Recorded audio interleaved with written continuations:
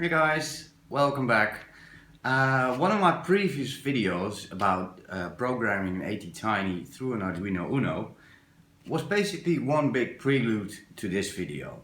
About a year ago, yes, it's that long ago, I did a kit swap with Seon, the unexpected maker. I sent him one of my mini amps, and in return he sent me one of his TinyDev boards, which is, as you can see, pretty tiny. So I started soldering this one and I was done. It took me a while, but it was doable and it didn't work. And I couldn't figure out why it didn't work. Seon helped. He couldn't figure out why it didn't work. I think it's because my soldering iron was too hot and I just burned the chip. So I had to order another ATtiny 85 SMD. Seon didn't have to send me another board because in the TinyDev kit you get two boards. So if you mess one up, you still have another board. But I didn't have an ATtiny 85. I do now. It took a while. I stopped doing videos for a while and started doing videos, and I still owe Seon another video about this. So let's go to the bench. So when you receive your TinyDev kit, it comes with a little card which clearly marks where every component has to go, and the components itself are marked as well with a 1, a 2, 3, a 5, and also color coded, which I already used up, so that's why I'm just showing the card. So this is the one I did about a year ago. It doesn't work, can't figure out why. Probably my fault. No, I'm pretty sure it's my fault. The button is a little bit gone because I tried to get it off and I couldn't, and then I destroyed it. This is the other board. I sourced all the parts together. I actually already had a lot of the resistors and the capacitors, and now also at ATtiny 85, which I soldered on there.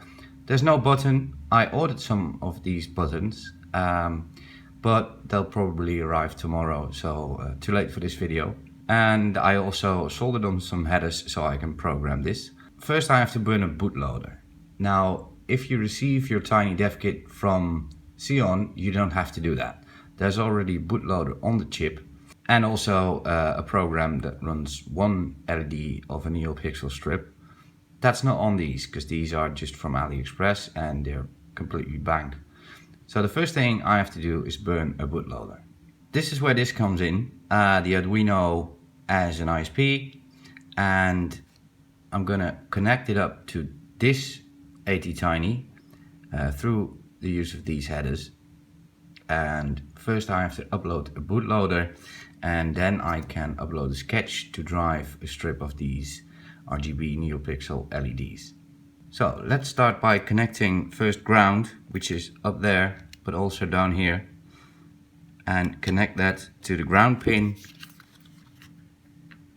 on the TinyDev, which is, if we keep the orientation the same, so the ATtiny is on the left with the button up there, which is missing there, but it should be there.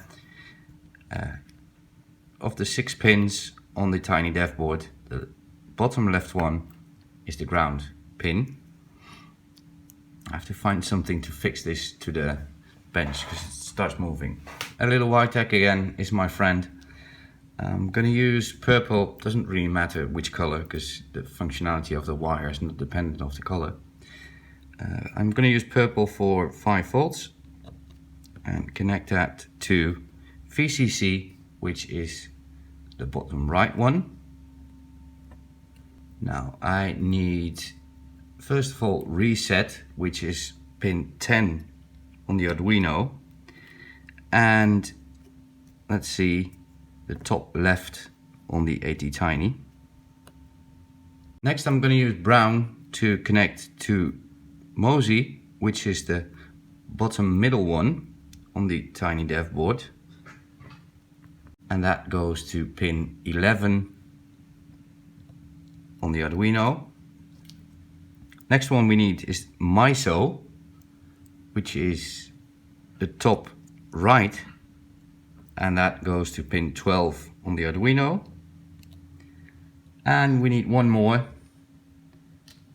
just going to use white, which is the clock, and that is the top left, the middle of the top, and pin 13 on the Arduino. And let's connect it. Now, this Arduino is already an ISP, so I don't have to upload the sketch to the Arduino. I just have to burn the bootloader to the TinyDev board.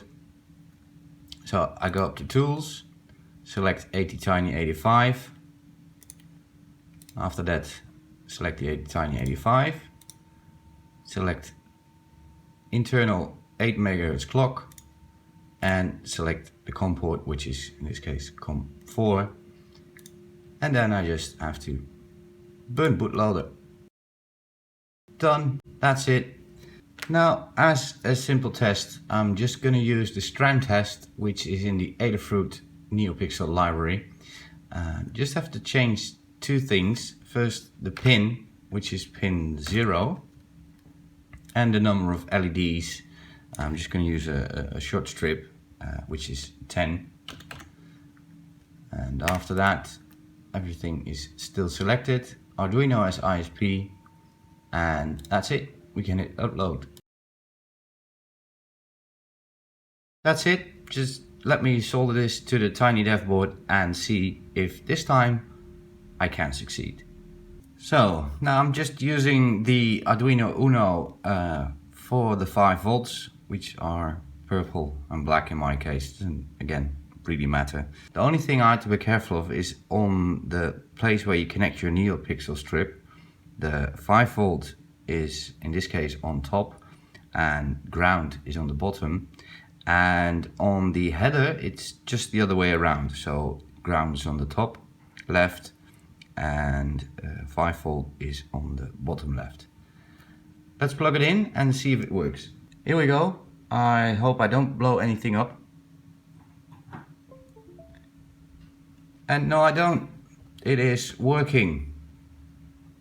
So if you're looking for a tiny way to power your NeoPixel strip, I highly recommend the TinyDev board. I'll link it in the description below. Thanks again, Seon. Thanks again so much. Bye bye.